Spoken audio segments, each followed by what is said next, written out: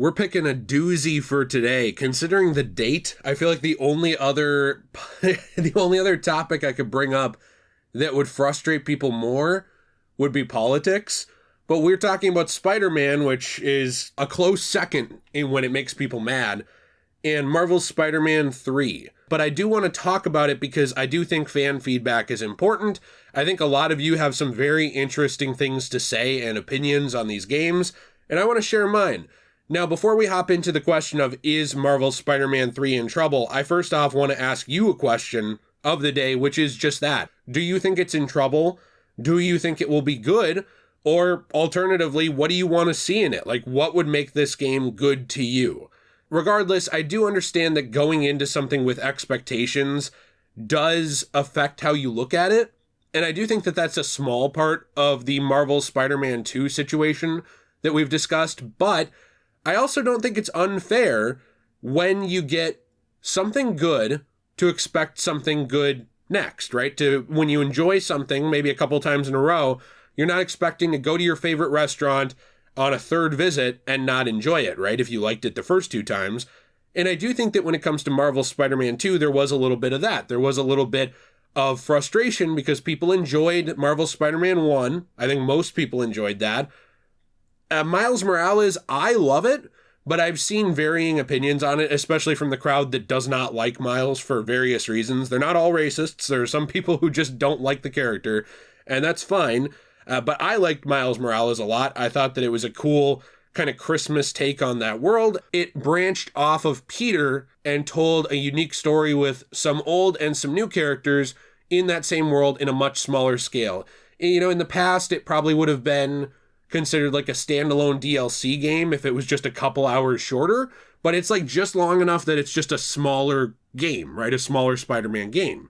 So then we get to Marvel's Spider-Man 2, technically the third game in that franchise, but really just 2. And there were a lot of disappointments. We talked about the DLC situation recently, where I would argue Insomniac was not transparent about whether there would or would not be any more content coming to the game. How people really got their hopes up because of how much content there was for the first game. I really liked The City That Never Sleeps. I guess it's kind of debated on its quality. Some people didn't care for it.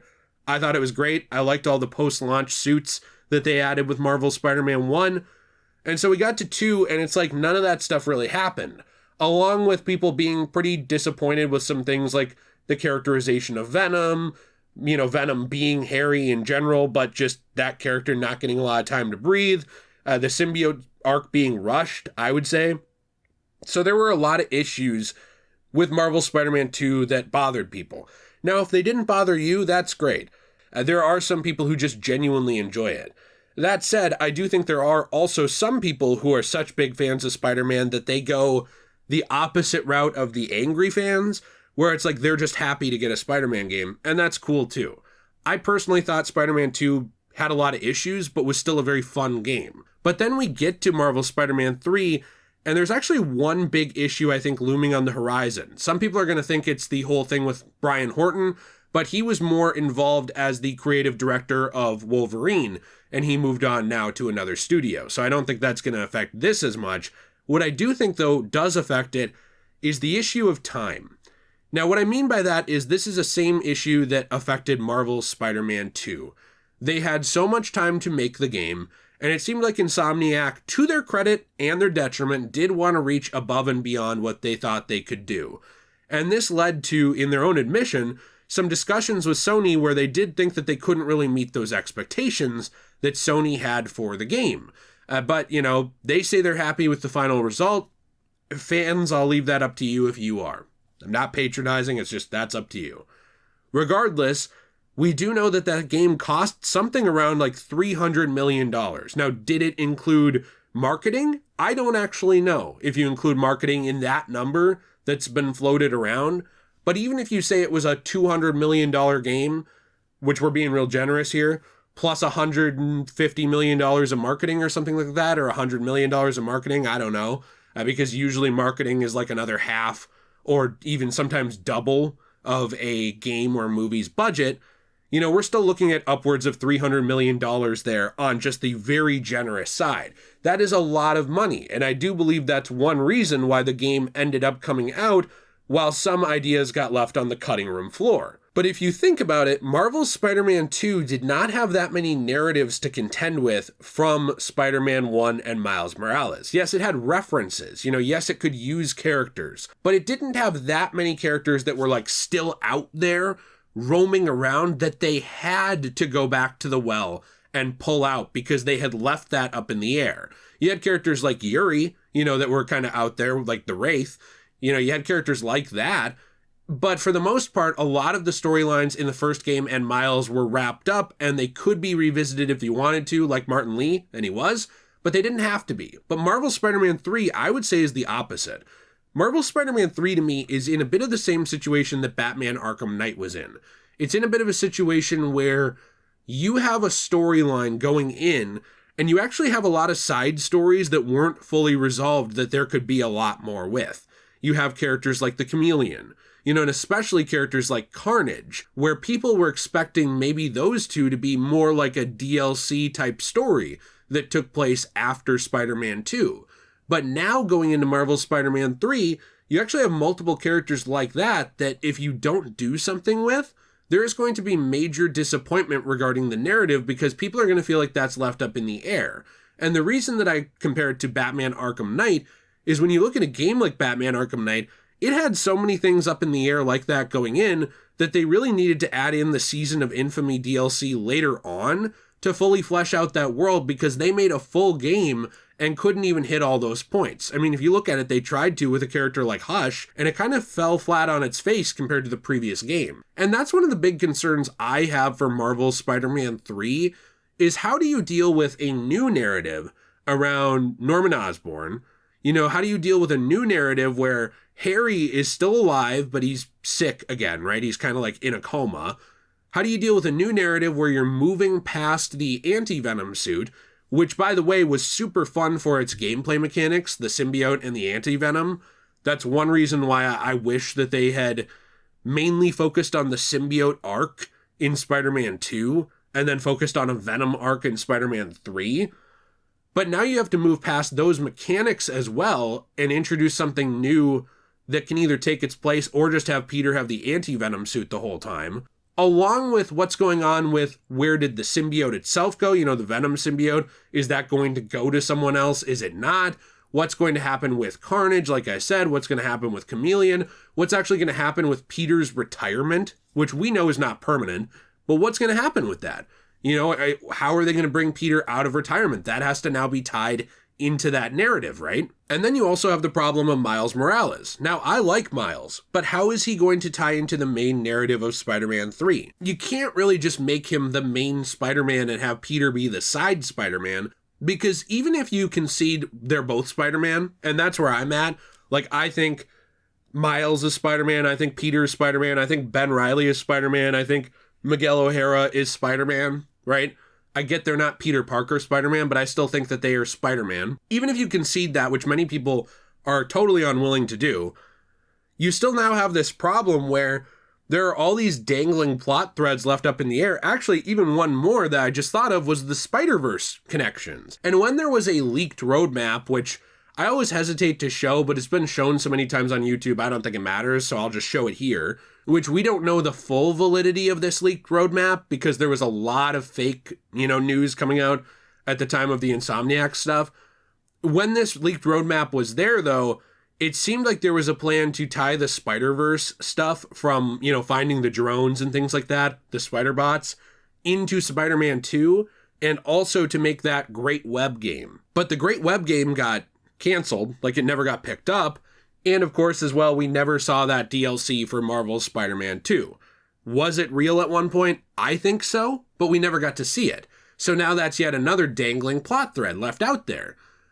So you now have to contend with your main narrative, plus tying up all these dangling plot threads from the previous games, and finding a place for Miles, like I said, because Miles, as much as I think he shines in his own standalone game, when it came to Marvel Spider-Man 2, this is where some of the debate came in of why some people didn't like Miles. There was some heavy-handed stuff in the narrative that actually felt like the only place they could fit Miles in was like, we don't know what to do with him, but have him show up here and have him kind of one-up Peter a little bit, like have him have to save Peter or have him have to power up past what Peter can do here. And that kind of irked people too, not because Miles can't be powerful, but because it felt like there were times in the narrative where Peter almost had to be used as a plot device to prop Miles up, because there wasn't really a spot for Miles outside of the Martin Lee narrative. That was like the only spot for Miles in the game. Other than that, he would just show up and help with the symbiote stuff, and that's really it. And that's ignoring the character reveal at the very end of Marvel's Spider-Man 2 as well, which leads into 3. So you now have all these narratives to line up, you have all of these different plot threads to tie off, you have multiple characters that you need to line into this game to make it good, all from the previous games, left dangling. And then, of course, as well, you have to tell your own new story. Like, your story can't just be wrapping up everything from the story before. Otherwise, that's not going to feel like a full game. It's going to feel like a glorified expansion to the previous games. You also need to be able to have a full new game. And they were already having problems with that with Marvel's Spider-Man 2, with their budget, with their time, with meeting fan expectations. And that's kind of why I wanted to leave this up to you and ask, do you think this is in trouble? Like, do you think that this is going to be hard for them to pull off? At the end of the day, personally, I think I've been a little more charitable to Insomniac than some people have been. Now, the people who like ride or die for Insomniac, who like get really angry if you do any critique of them, I understand that like to those people, I probably seem like Satan when it comes to this company. But what I've been trying to say all along is I empathize and sympathize with them. It's not actually easy to make a good Spider-Man game. You look at most Spider-Man games, they've been mid to fine to kind of fun, despite me loving them. It's not actually easy to make a good Spider-Man game. It's also not easy to deal with being hacked. It's also not easy to deal with, I'm sure there's going to be potential worker turnover where people leave the company because they feel slighted, at them not having the security to protect their livelihood and their life. And you're going to have to deal with all of these things that I mentioned before, plus Sony looming over you. I do think as well that some of that heavy-handed stuff in Spider-Man 2, while not nearly as bad as something like the new Dragon Age game, there were a lot of narrative elements that felt out of place when it came to dialogue, like Peter going on a monologue about gun clubs in the city, or the fact that there was no police really at all in the game because Insomniac was worried that they would trigger someone because people called the first game copaganda. So now Peter doesn't work with the police at all because of like F the police type of ideology in the world. So like we have to let that affect the narrative. No matter where you stand on that, I think it's just kind of funny to like see that there's like no cops that exist in the second Spider-Man game for some reason. I almost feel like they're walking on eggshells. Like, I love trying to please the fans in a good way. Like, you're trying to make a good product, you're trying to make people happy, you're trying to make the best thing you can. But I also feel like in some ways they went and kind of like kneeled down to some of the most fringe elements of the fandom that were like mad about random little things. And they felt like they had to focus on those issues, which just made the world worse, right? And then you can get into all this stuff with like consulting firms and things like that. I don't really care for them. I think that if you need consulting firms to write your story, you need better writers. I don't think that like consulting firms like SBI were the downfall of Spider-Man 2. If you think so, that's fine. I'd love to see some evidence of like how they affected every element of it. But I do think that they didn't help. When you have a thing like that tacked on top of these problems, it's going to be even worse. And I think that shows up in certain parts of the narrative where it almost felt like someone at a consulting firm was like, and then Miles has to swing in here and save the day. Oh, and then we need to have a girl boss moment here. Oh, and then right here we need to have, this dialogue about how guns are bad.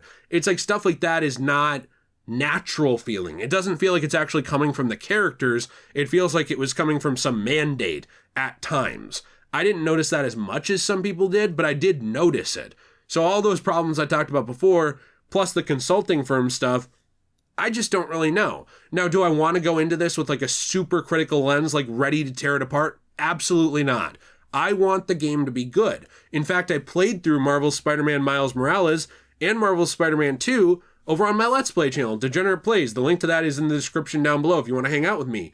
Check that out. I appreciate it. You can see that I enjoy playing these games, but I do want them to be a higher quality than I personally think Marvel's Spider-Man 2 reached. That's what I'm hoping for. and that's what I'm slightly concerned about them actually reaching. If you enjoy this video, you want to leave a like, subscribe, let me know what you think in the comments down below. I do appreciate that very much. We have a Fortnite code you can use to support this channel. We have all our other channels like JayRPG, trying to grow that this year. Magical Jill, you know, we're trying to grow that, where we got anime videos. We also have Degenerate Plays, playing through games, so all kinds of stuff there. And we have our own store, CosmoBunny.shop, where we make coasters, keychains, and trays transformatively out of old comic book paper, manga paper, magazine paper, from damaged books that were unable to be sold. A lot of these were on their way to landfills. A lot of them are getting thrown out. What we do is we take them. I don't want to say we dumpster dive, but it's honestly, we're like jumping in the middle before they get to the dumpster. Take those, make something new out of it, and then we actually recycle the rest of it and make sure it actually goes where it belongs. So we appreciate you. Hope you check those things out. We like making that kind of art for you. There's also handmade jewelry and other stuff over there, which is very cool too. Have a fantastic day, and as always, everyone, stay shui.